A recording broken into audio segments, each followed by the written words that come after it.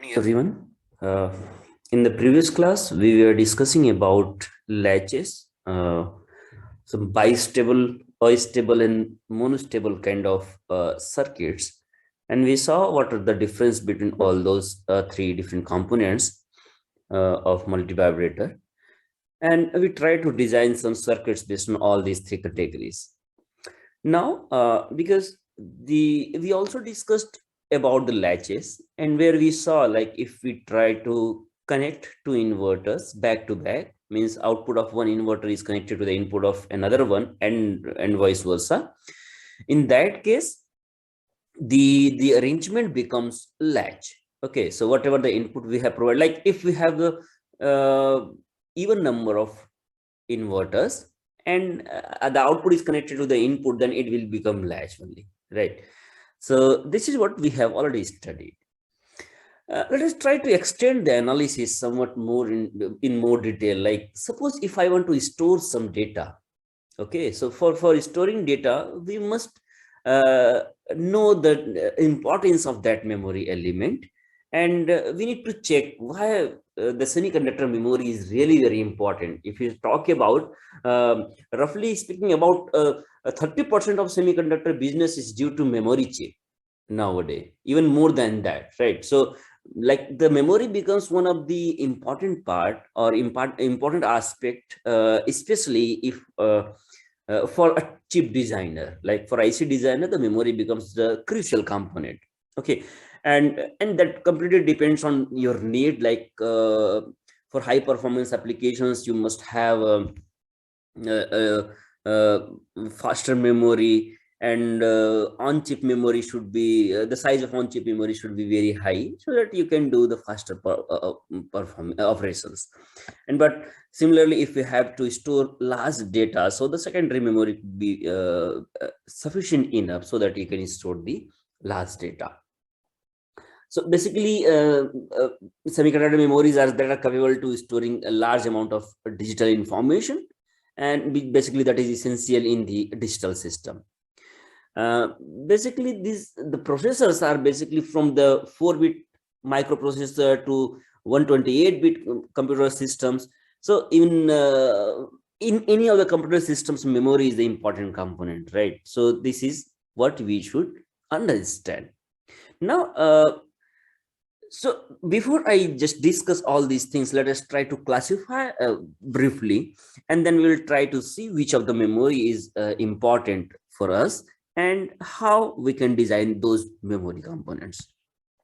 Okay, so the memory, like semiconductor memory, is basically classified into three categories. The first category, we call it the serial access memory. Okay, the first category is the serial access memory. Serial access memory means like how we are accessing the data from the memory.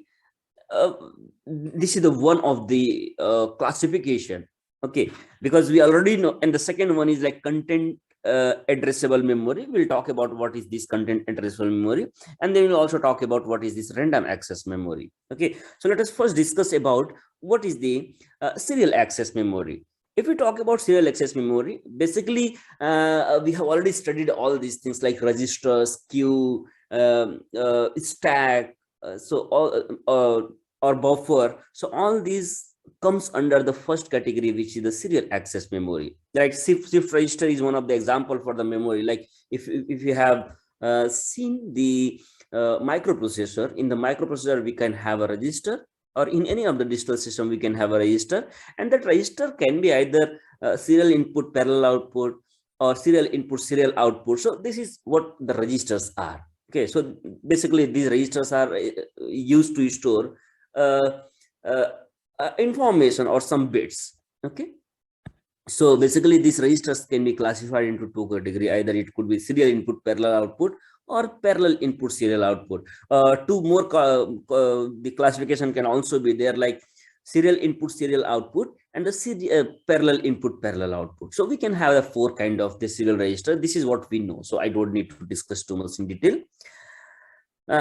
In other category like serial access memory category, if we talk about the this is the like first input first in first out, and the last in first out. So the first in first out is like this is the queue, we can simply say that like this, and the stack is like last in first out, means simply just like a stack.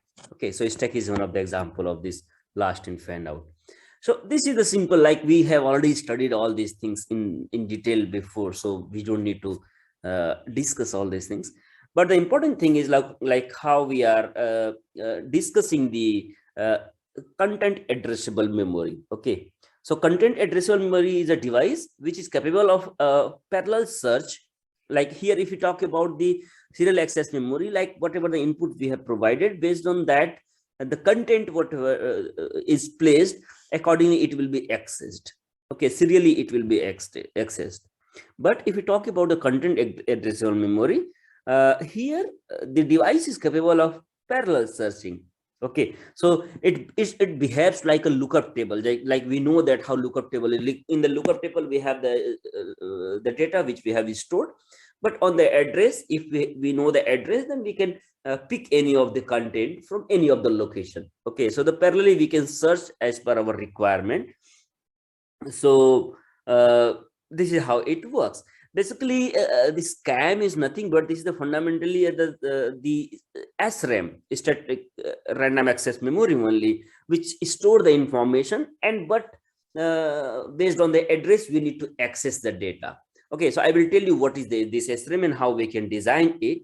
But this is the simple definition of the CAM only. Okay, so based on the lookup table, like just like a lookup table, if we have an address, then we can access the memory.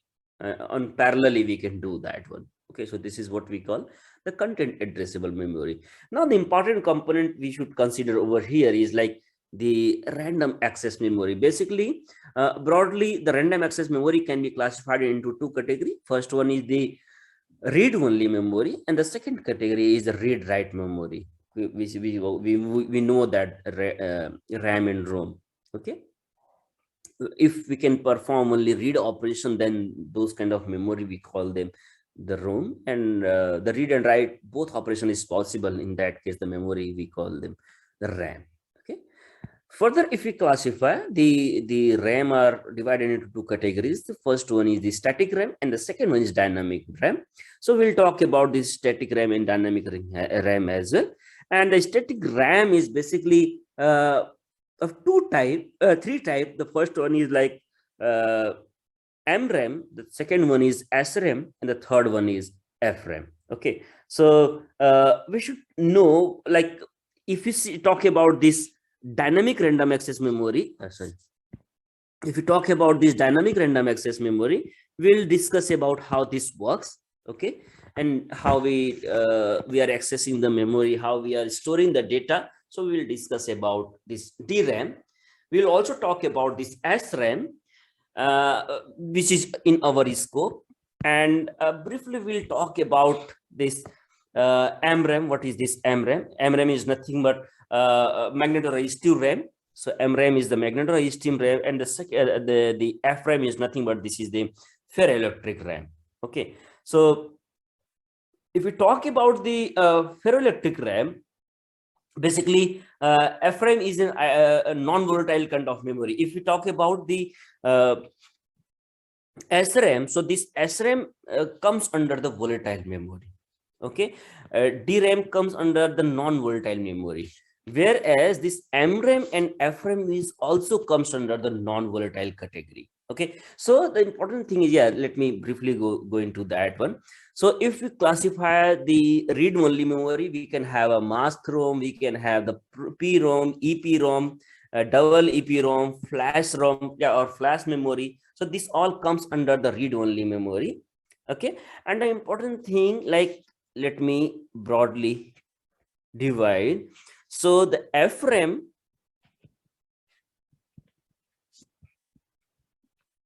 then MRAM,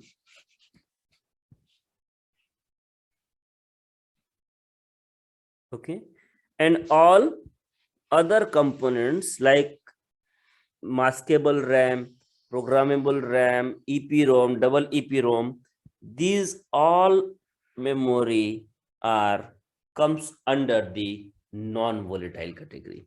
Okay, so these are under non-volatile category.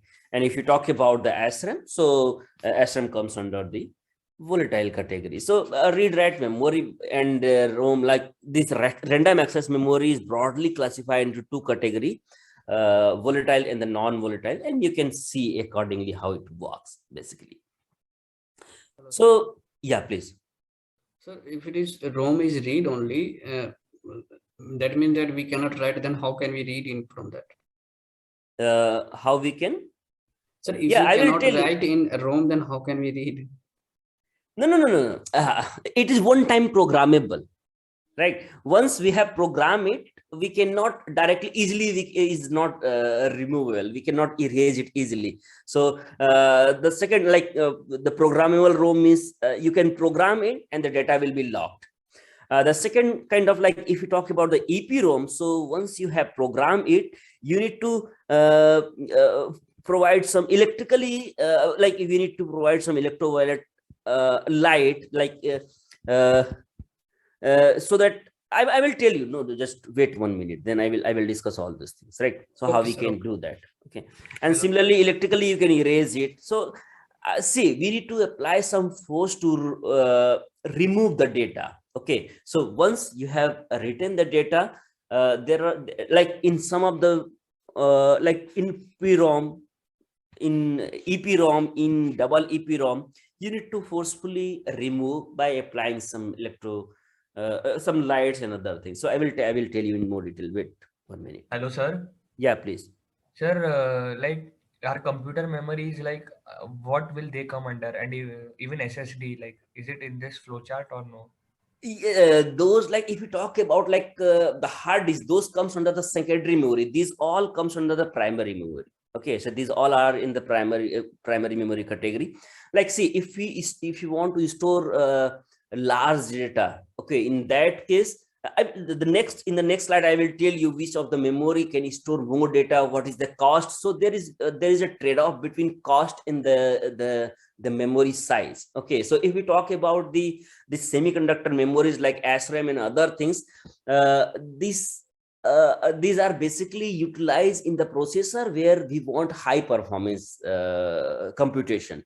Okay, so the on-chip memory, registers, all these are like, and the SRAM, what we have discussed, what we are discussing over here, these are basically utilized for fast processing, an on-chip memory, or like inside a chip there will be a memory.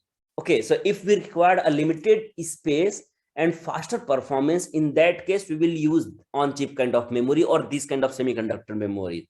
But if I have to store large data, so the semiconductor memory becomes costlier, like per bit cost is very high. In that case, we can have additional memory that we call them secondary memory, like hard disk. All this comes under the secondary memory. Okay, so which is connected in the system. So the cost of secondary memory is very less as compared to the primary one, but those memories are very slow as compared to the primary one. Okay, so the semiconductor memory are basically like you must have seen like the architecture of microprocessor. If you see in the architecture of microprocessor, we have some registers. Okay, inside some register, like in the like if I want to do some arithmetical and logical operation, I have to do through it the accumulator and some registers like B, C, D, E, all these registers. Why we use those registers? These are the inside only, like inside the processor, this kind of memory we have. Okay, and these registers are basically to execute, latch, and fetch, to execute the data, to fetch the data, and to process the data. Okay, inside the memory only. Once they are fetched, then they will be transferred to the stack, or they will transfer to some external memories. So based on your processing speed requirement and based on your data storage requirement, you need to use different kind of memory. Okay, So this is the basic difference. Like, yeah, these all are what I have explained over here. These all are the primary memory only, right? Semiconductor, I'm talking about the semiconductor memory. All the like the secondary memory, those can be like magnetic tape, hard disks, like SSD. All this comes under the secondary memory. Okay, you got the answer? What I said? Yes, sir. Okay, fine. So we have broadly two kind of classification: static RAM, like this volatile and the non-volatile memory. Uh, if we talk about why we need to go for this FRAM, FRAM is really very important. Like, yeah, this is not in our scope. I will discuss about only static random access memory. Only I will discuss about SRAM. Okay, this part will be discussed in this particular course because other memories are some of higher level, so that we can cover in the next course or next semester, in the next semester. But yeah, briefly I need to discuss what this FRAM is. So basically this FRAM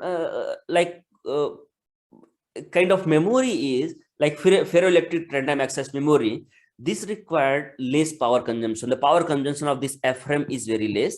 Okay, and it is much faster, and that can provide more data storage. So this is one of the benefit of this FRAM, other than like this, like flash memory as compared to flash memory or mass memory. So this is one of the important.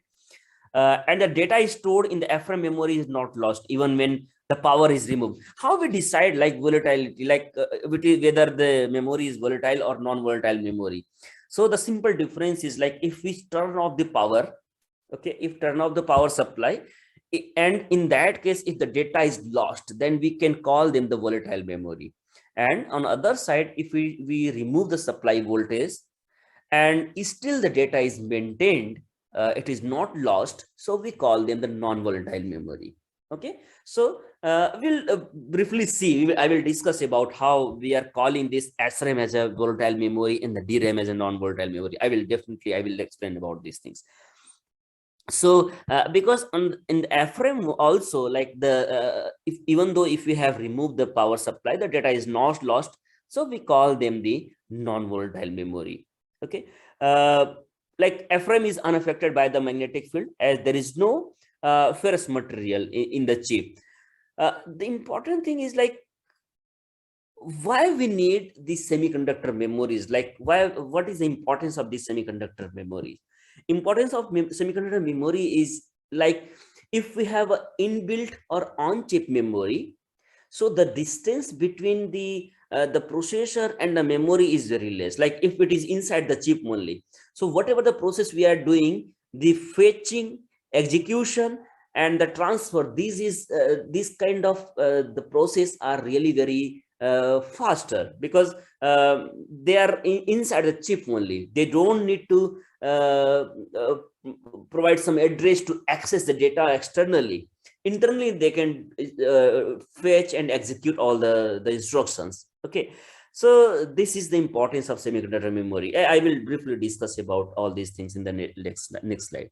Okay, so yeah, this is all about the basic classification of the different kind of memories. If you also talk about like in double EEPROM, if we talk about a double EEPROM, in the double EEPROM we can have like I just told you, we can have uh, resistive RAM can also be there, phase charge RAM can also be there, spin torque transfer RAM can also be the one of the non-volatile kind of memory. So basically there, if we talk about nowadays, the research are going on at the advanced level. Like nowadays MRAM is also very important kind of memory. There are and like lots of research is going on FRAM, and lots of research is going on MRAM as well.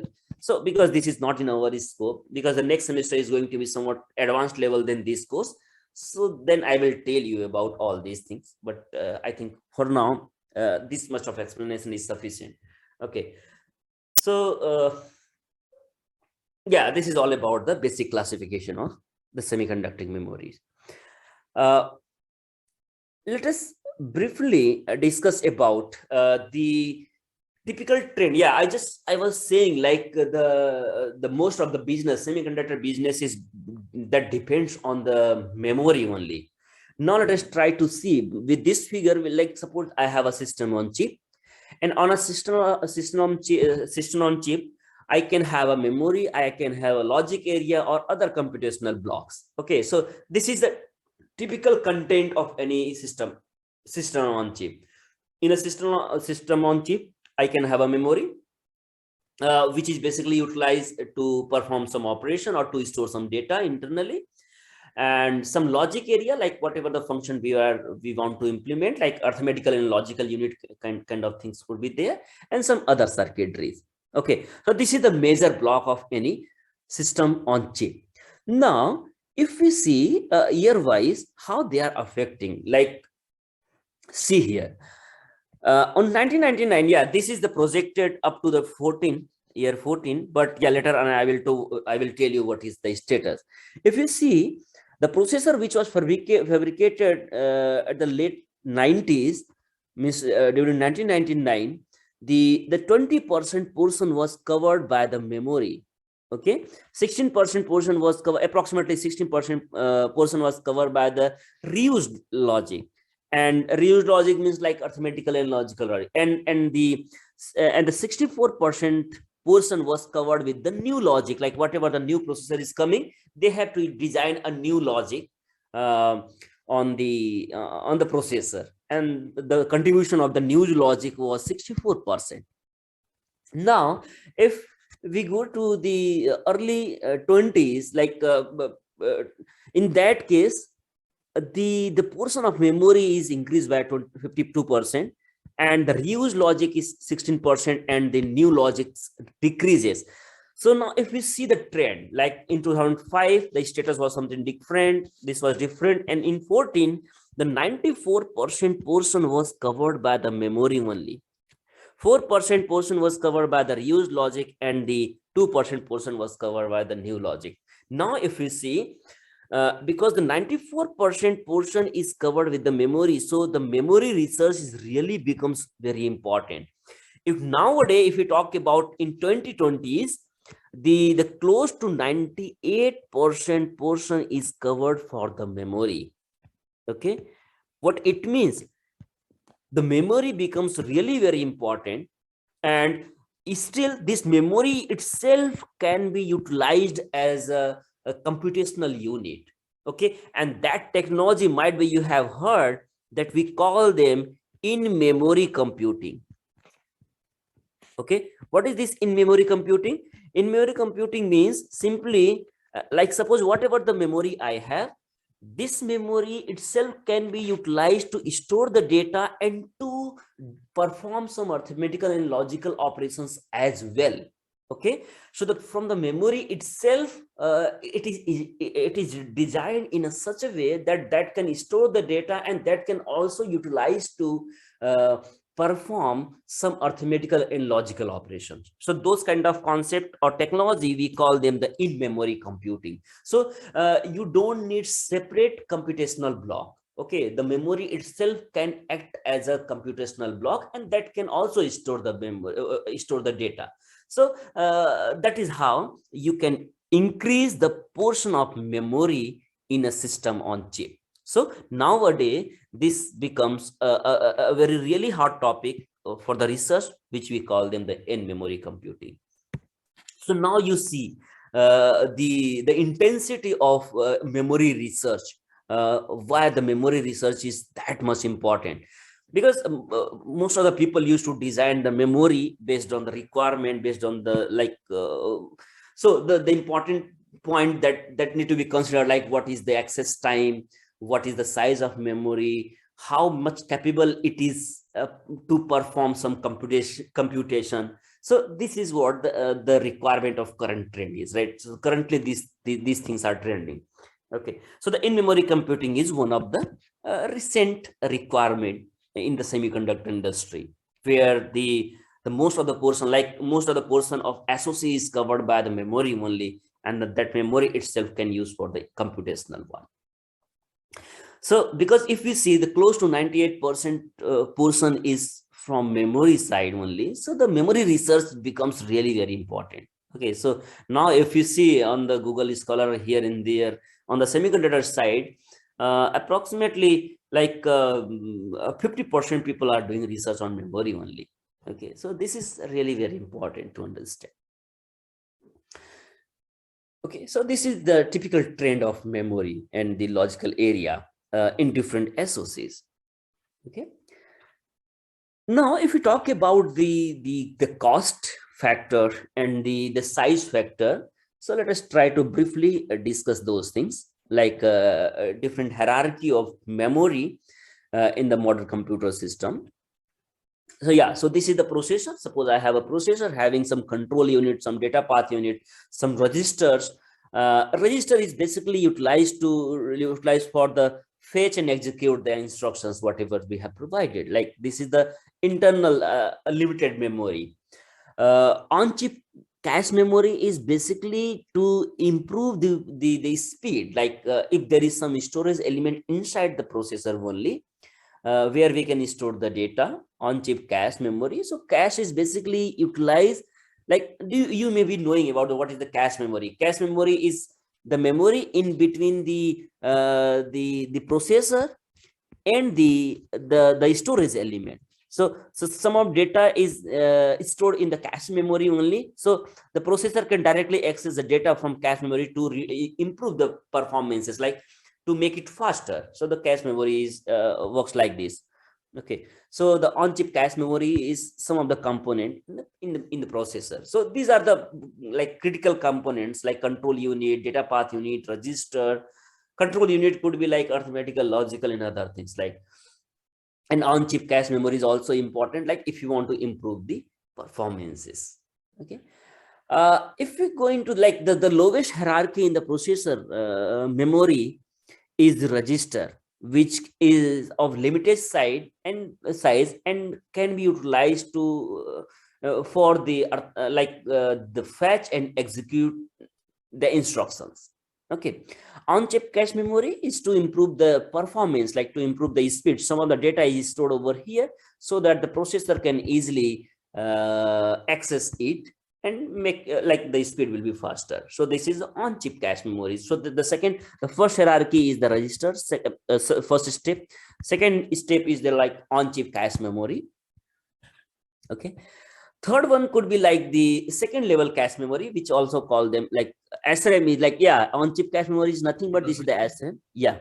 Sir, on-chip cache means L1, L2, L3 or what? Yeah, this like the internal memories which we have inside the processor. Yes. So they are basically utilized to improve the performances. The second level cache memory could also be there, like which is the SRAM. Third, like if you go more than that, like the third one could be like the main memory, which is the dynamic RAM. Dynamic RAM could be the fourth abstraction level. Okay. Next we can talk about the storage, secondary storage, which is the hard disk and something like that.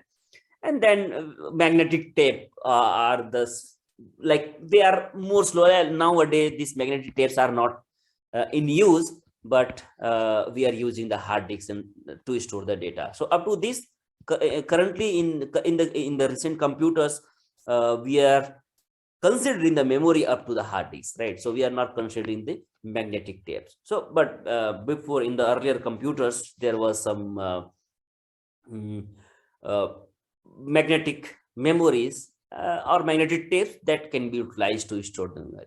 So L1, L2, all those things are which are inside the processor, those are the cache memory. Okay, so sir, like I remember that, sir, the hierarchy was there was L1 cache, L2 cache, L3 cache, then there was main memory, and then there was disk and all. So sir, like what is on-chip cache and like second level cache in terms of L1, L2, like?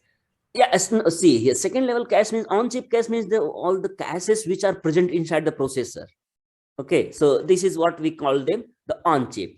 Suppose if I want to add some more cache memory, like if I want to increase the capacity, so I need to interface some additional SRAM cell as well, SRAM chip as well with the main processor.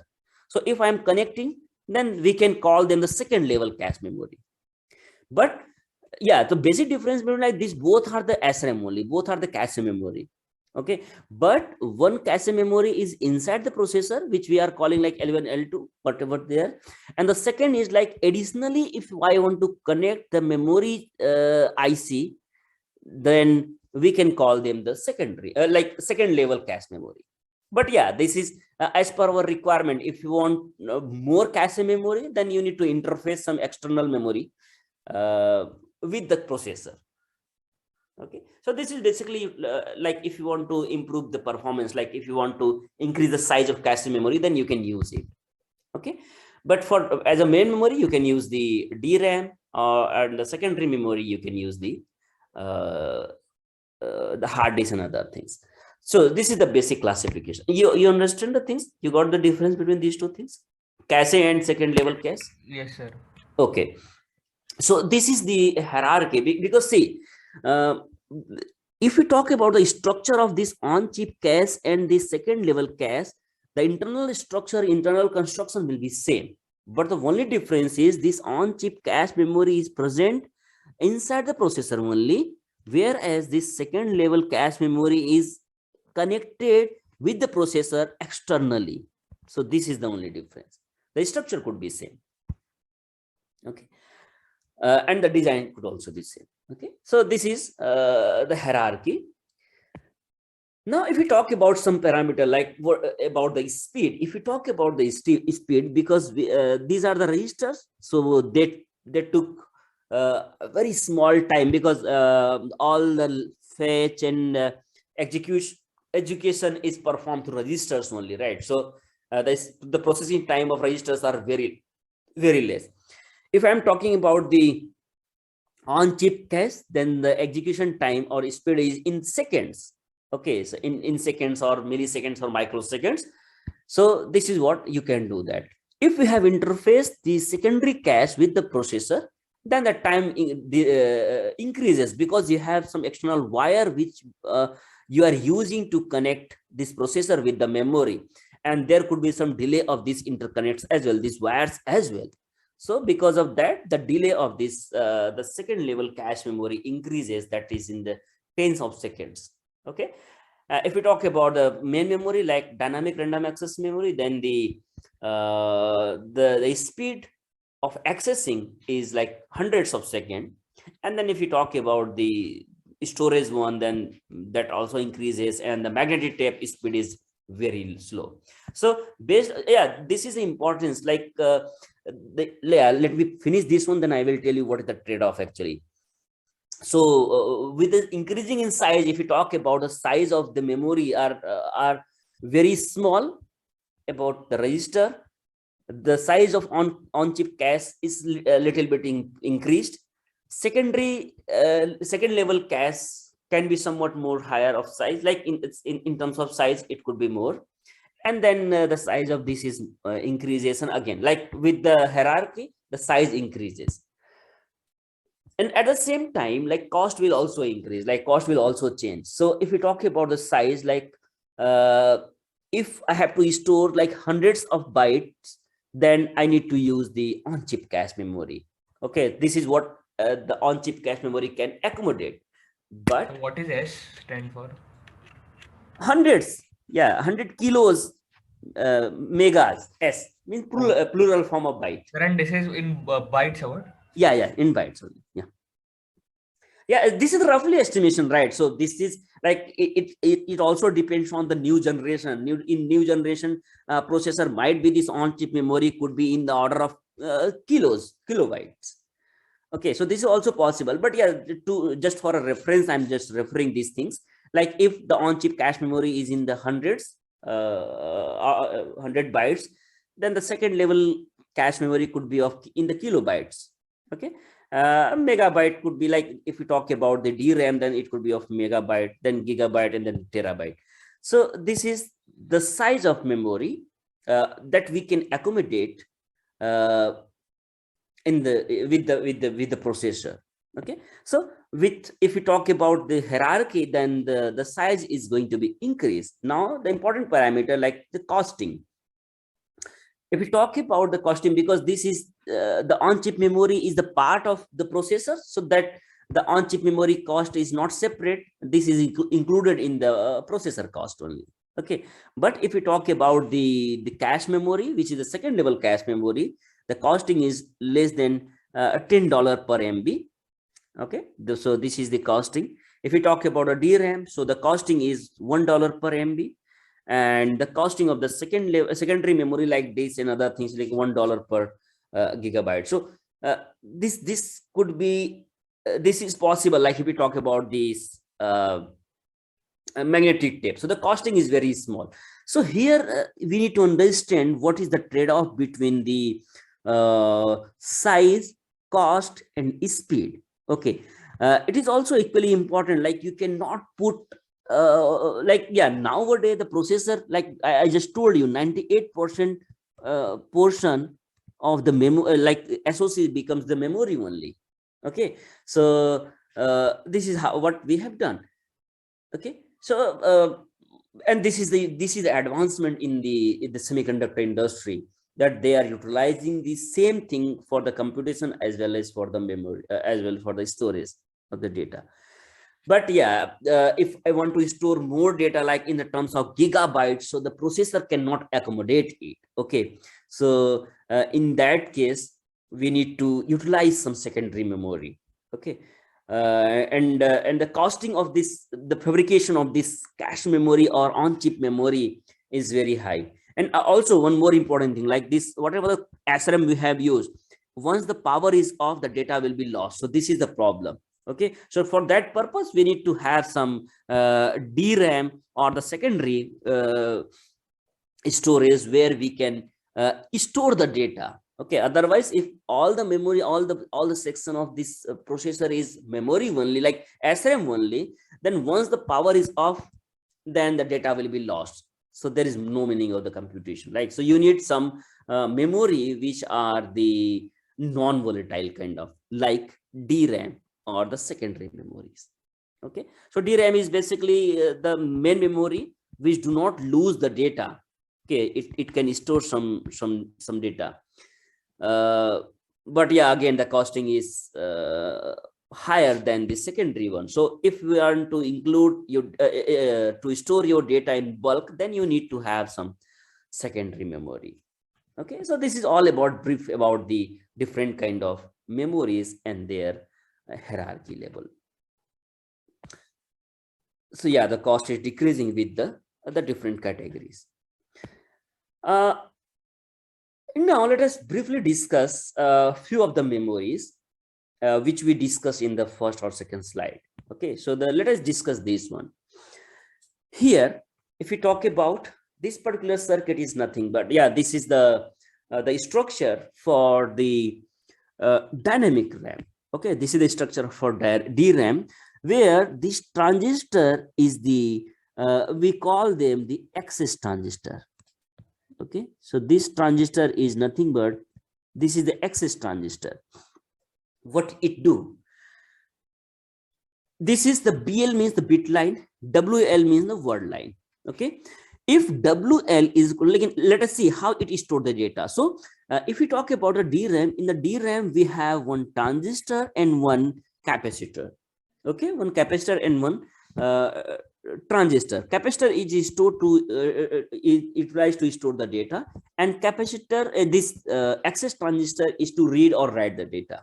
Okay, so how it can be read and write, let us try to see.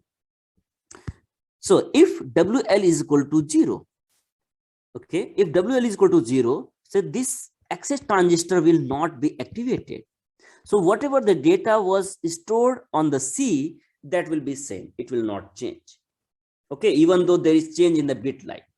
Okay, even though you are changing the bit line, it will not affect.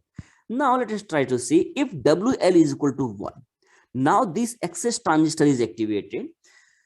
After that, based on the status of this BL, like suppose if the BL is equal to 0, okay, so if it is 0, so the capacitor will be like, if it is initially charged, then it will be discharged through this BL, and if it is discharged, so it will be maintained like same. But if BL is equal to 1, in that case, Let us assume this capacitor was charged. So there is no potential difference between BL and the capacitor here in this node. So this capacitor will not be discharged. But if the capacitor initially was discharged or at logic low, in that case, there is a potential difference. So because of this bit line will charge this capacitor CL. So logic 1 will be stored. Okay, let me repeat it again how it is working. Basically, the charging and discharging of this capacitor depends on the bit line and the word line positions. Okay, so if the word line is equal to 0, in that case, reading and writing is not possible. The data will be on the hold state. Okay, so data will be stored here on the CL. Whatever the data is there, either it is charged or discharged, that will be stored. So logic 0 and logic 1 you can consider. Now, if I want to write something on this capacitor, on this memory, so I need to activate this word line. Okay, so once word line is activated, this transistor or this access transistor will be in on state. Now, based on the status of this bit line, this capacitor will be charged or discharged. So this is how it is working. See, the important thing is like the DRAM, there is no power supply and the charge is stored in this capacitor. So the data will not be lost even though you have removed the supply voltages, because the charge is stored in the capacitor only. So that is why we call them the non-volatile memory. Okay, so it does not depend on the power supply. Now the important thing is, because here we have a capacitor and here we have a transistor. So with the technology scaling down, there may be some leaky path from this access transistor. So the charge which was stored, that may leak through this access transistor, and the charge can the stored charge can reduce, and might be after a certain period of time the data will be lost due to this leakage in the access transistor. So this dynamic RAM periodically required to refresh the data, even though it is not in use, but with the time we need to refresh the data whatever we have stored. Okay, Sir, can you explain this point again? Okay, so let me say it again. Let us assume on this capacitor I have stored some data. Okay, so let us assume logic 1 is stored. Okay, because with the technology scaling down, this MOSFET will have some leakage path. Okay, what is those leakage path? I will tell you when I will discuss about the power dissipation. Okay, but briefly I'm just saying, with the technology scaling down, subthreshold leakage current could also be there. Even though transistor is in off state, a small amount of current which is flowing between source and drain. Okay, and because of this small leaky path, this capacitor, whatever is stored, that may start discharging through this BL. If the status of BL is 0, then this will be discharged. Okay, so to maintain the logic, whatever the stored in the capacitor, that we need to periodically refresh the data whatever we have. So this is the importance, this is the requirement. So the DRAM required a refresh circuit, and that memory should be refreshed periodically. Okay, so this is the additional requirement of this DRAM. But the positive point of this DRAM is like they are non-volatile in nature. You cannot remove the data if you have removed the supply voltages, because the data is stored in the capacitor. Okay, so this is how DRAM works. You got the answer what I'm saying? Yeah, we'll discuss. Yes, sir. Yeah, Sir, and this DRAM is non-volatile, right? As you mentioned earlier. Yeah. DRAM is non-volatile. Okay, because you don't need the like if the power supply you have removed, the data will not be removed. Okay, but the problem is like the DRAM required the refresh circuit. You need to so this is the like advantage is it is non-volatile, but the disadvantage is like you need a refresh circuit, and you need to refresh each and every cell, memory cell, after a certain period of time. Okay, so that you can maintain the data, otherwise it will be lost. Yeah, definitely the important thing is like for the long channel devices this problem was not there. Long channel devices means like older technologies, this problem was not there. But if we scale down the technology to improve the density or to increase the device density, then this leakage current comes into the picture, and this the requirement of this refresh circuit becomes a prime importance or the prime concern. So this is all about the DRAM. The second one could be like the mask ROM. If you talk about the mask ROM, this is also the second category here, based on the light or whatever we have. This you can make the here after, like some ultraviolet light can be like, here is some window on the fuse, and based on the ultraviolet light you can fuse this path whatever you have here. So you need to make the connection over here, like whether it is connected or not, that depends on the where you have applied the ultraviolet light. So suppose here how it looks like, let me tell you. There is some semiconductor component over here, okay, and that is the sensitive to ultraviolet light, okay. And if you have if we have applied the ultraviolet light on some of the places, like suppose I have one more bit line and I have one more transistor, which is something like this, and here I have connected something like this, okay. So this word line will be applicable for this cell as well as this cell, but for both the cells we need the bit line, separate bit lines. So based on this bit line I can store data here or here, but other than these things, whatever the fuse I have here, that must be blown, or that must be activated, or that must be braked, or that must be connected. So based on the ultraviolet light I can make the connection between these two things, or I can break the connection between these two things. So based like if I will apply the ultraviolet light over here, so this path will be break, and this path, and if I will not apply the ultraviolet light over here, this path will not be break. So both the cell will work differently, okay. So based on that we decide how we can store the data. So like on the fuse side, like breaking and making, that decides whether it is logic 0 or logic 1, whether it is connected or it is not connected, okay. So this is how we decide on the mask ROM. Okay.